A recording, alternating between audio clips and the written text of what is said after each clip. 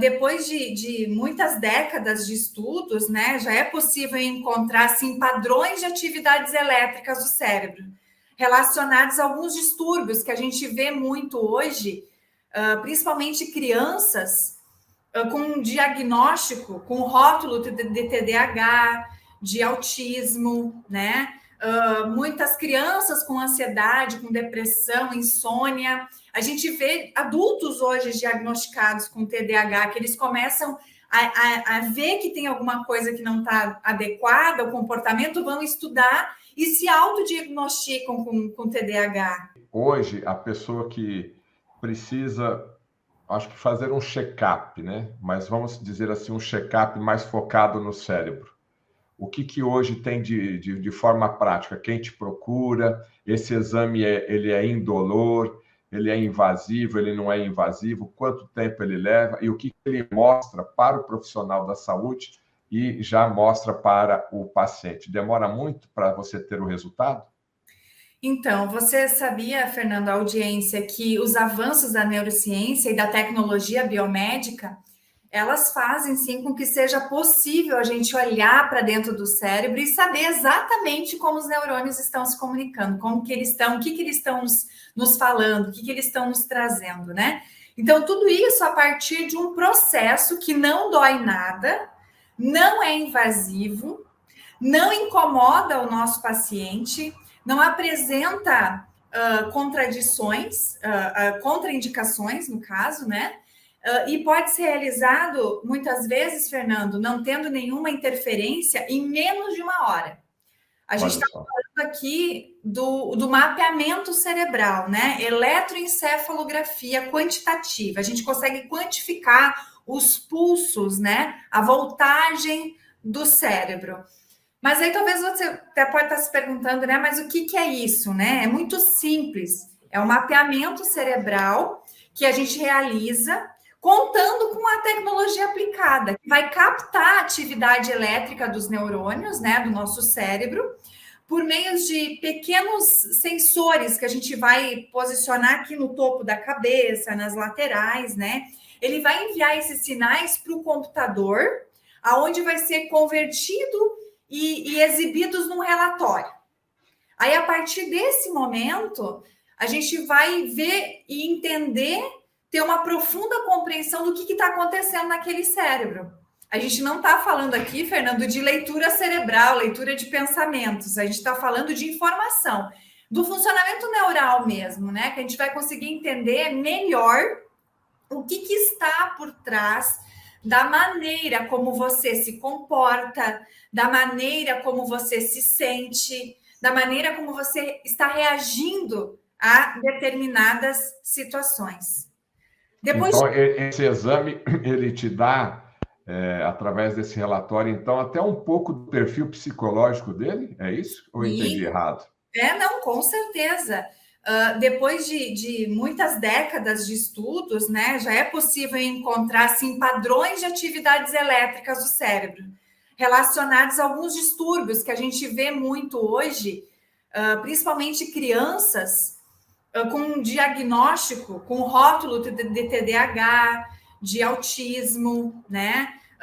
Muitas crianças com ansiedade, com depressão, insônia. A gente vê adultos hoje diagnosticados com TDAH, que eles começam a ver que tem alguma coisa que não está adequada, o comportamento, vão estudar e se autodiagnosticam com TDAH, né? Dores crônicas, Alzheimer, traumas. Então, tudo isso a gente consegue observar a partir desse mapeamento cerebral. Claro que a gente vai contar assim com uma entrevista, uma anamnese, né, para a gente entender como que esses dados do cérebro eles vão se relacionar com a percepção do paciente.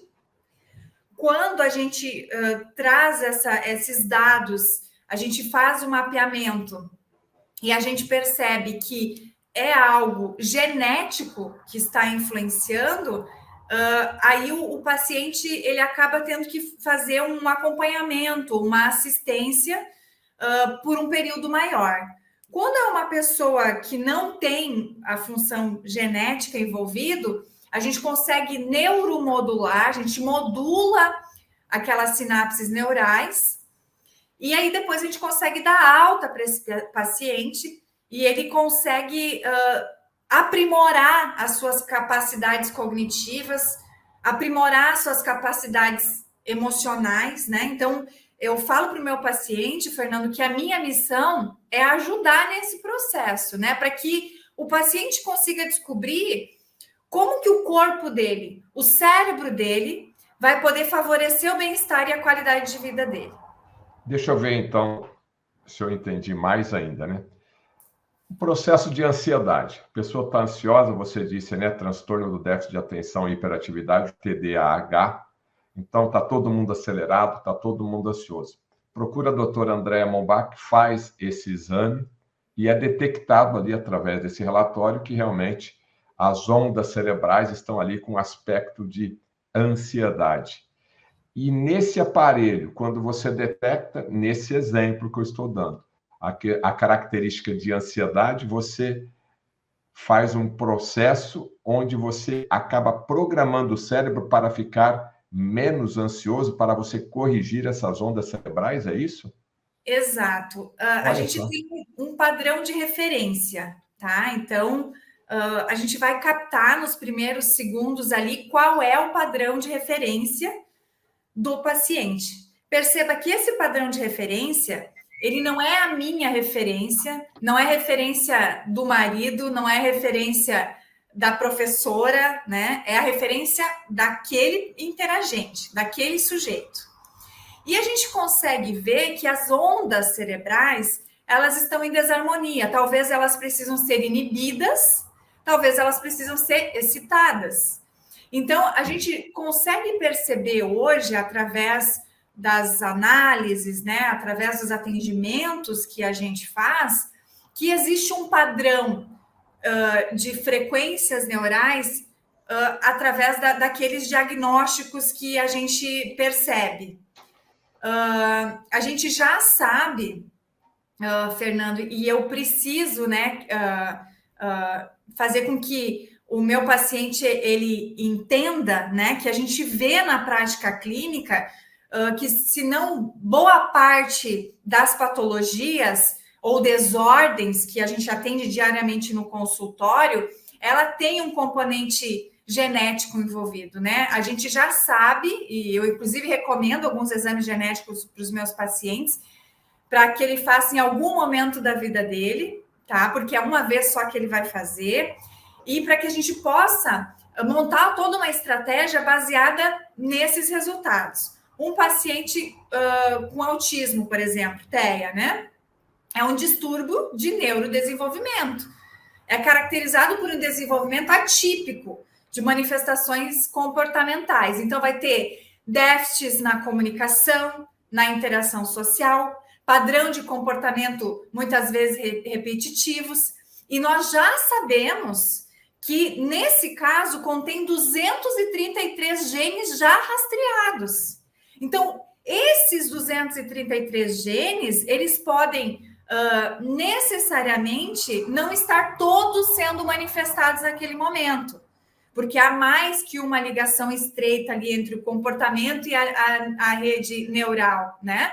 Mas como ela vai coordenar esse comportamento, então nós somos resultados do nosso comportamento. Essa rede neural consolidada, ela vai comandar aquele tipo de comportamento.